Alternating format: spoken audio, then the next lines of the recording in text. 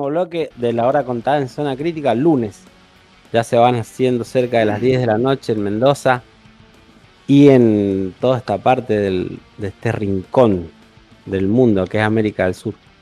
Así que, y empieza El Baúl de Roberto, esta serie, ¿no? Ya es una saga, la saga de Roberto. Esta vez traemos una historia tan polémica, pero tan polémica, que tiene cada detalle de esta historia, tiene libros y ríos de tinta. Se han escrito y se van a escribir todavía de esta historia. Y esto fue el fallecimiento de Evita Perón, el 26 de julio de 1952, a los 33 años. El cadáver de Evita fue embalsamado y luego fue ubicado en la sede de la CGT, ahí donde un camarógrafo estadounidense filmó con gran precisión lo que fue ese cortejo fúnebre y el dolor de la gente durante tantos días bajo la lluvia para ver la Evita.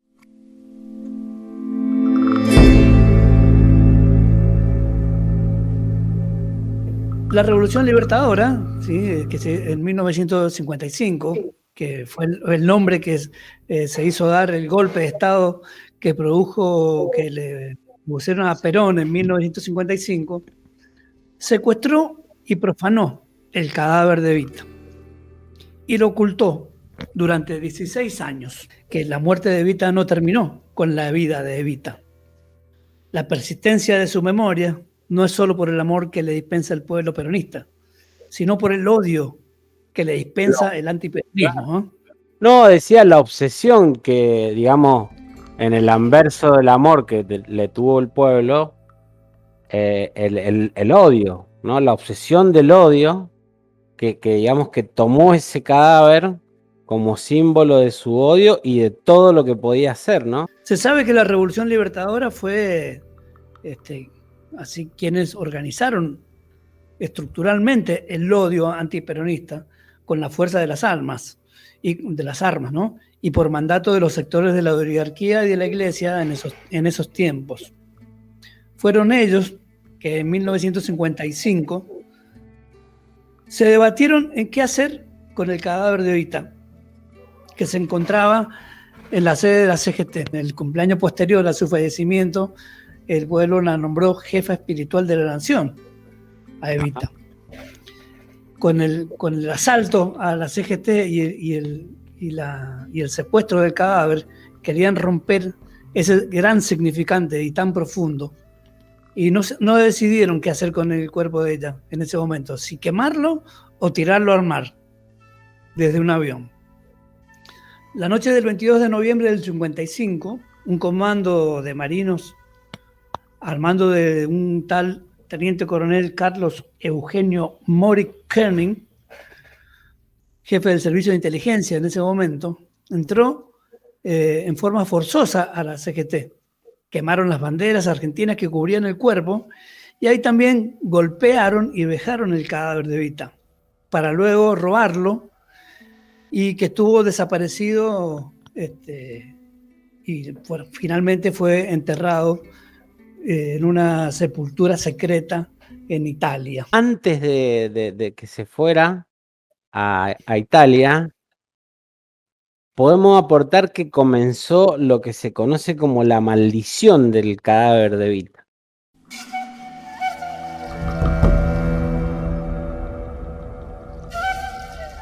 Ahí donde usted comentaba, Moriconi, el jefe de la inteligencia, quiso llevarlo a su casa, pero su mujer le dijo que no, le dijo que no le parecía. Entonces el asistente, que es Eduardo Arandía, la llevó al altillo de su casa, y una noche, una madrugada, obsesionado el hombre, esperando la tragedia siempre con esto, creyó que alguien estaba entrando a su escondite donde tenía el cadáver, y era su esposa que estaba embarazada, y él la mató de 2 tiros. No. Mató a la propia esposa creyendo que era alguien que iba a robar el cadáver de Evita, dando inicio a la maldición del cadáver de... Las dictaduras posteriores, inclusive, decidieron no destruir el cuerpo de Evita.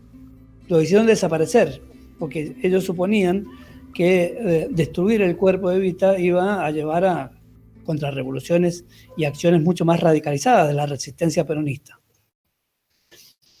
Asimismo, el peronismo se embarcó a partir de ese momento en perseguir cada pista que indicara el paradero del cuerpo de Evita, para dar, hasta que dieron, ¿sí?, con el cuerpo en un cementerio italiano, y estaba escondido en una lápida bajo el nombre de María Maggi de Magistris.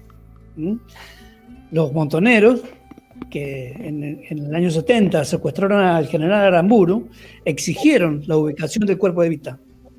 Y tras la ejecución de Aramburu, el general Lanusse ordenó la operación Retorno.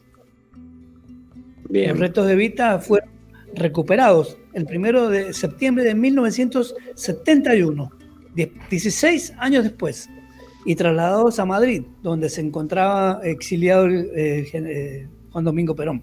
En ese traslado hacia Madrid, cuenta una leyenda también que el camión que lo llevaba traspasa la frontera francesa hacia España, choca, sí, y los guardias que lo custodiaban mueren atravesados por su bayoneta calada. Segundo hecho de la maldición del cadáver de Evita.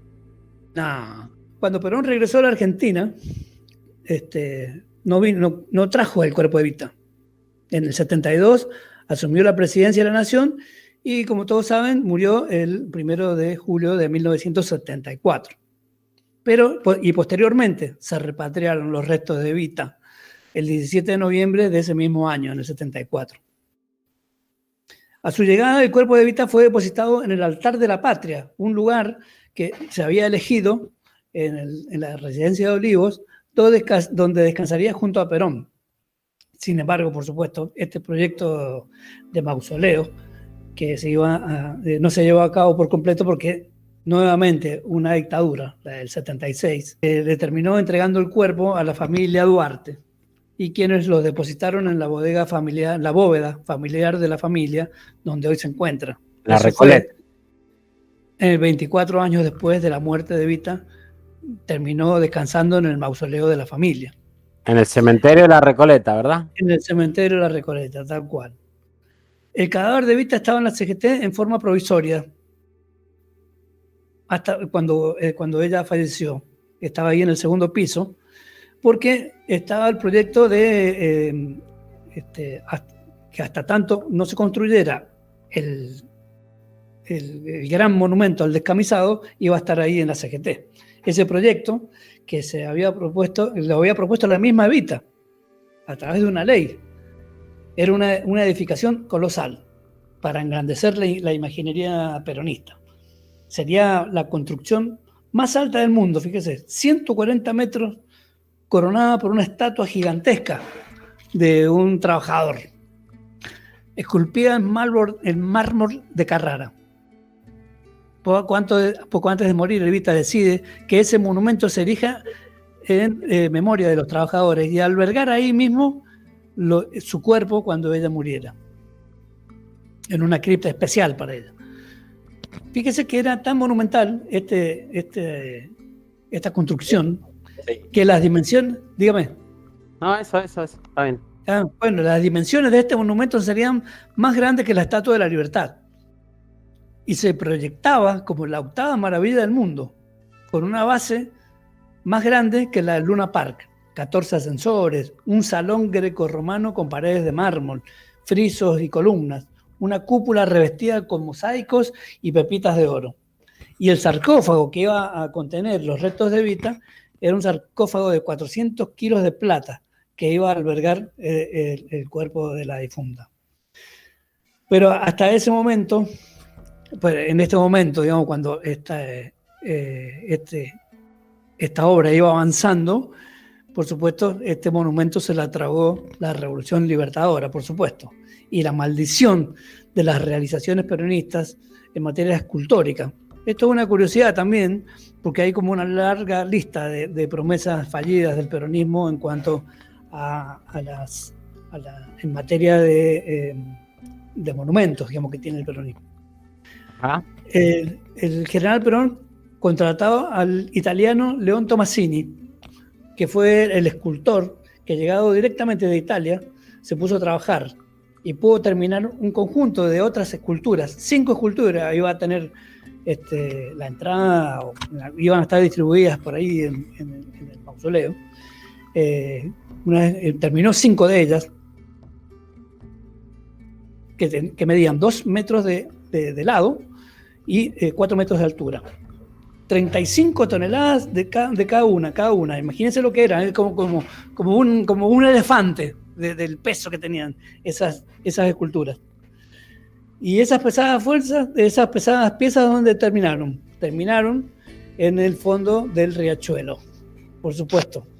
Esas piezas materializaban las emociones y las imágenes de redención e igualdad que el peronismo ya tenía en el 45. Décadas después, dicen, los obreros de obras públicas las rescataron. Algunas están hoy en un bosque en la ex quinta del 17 de octubre que perteneció a Perón.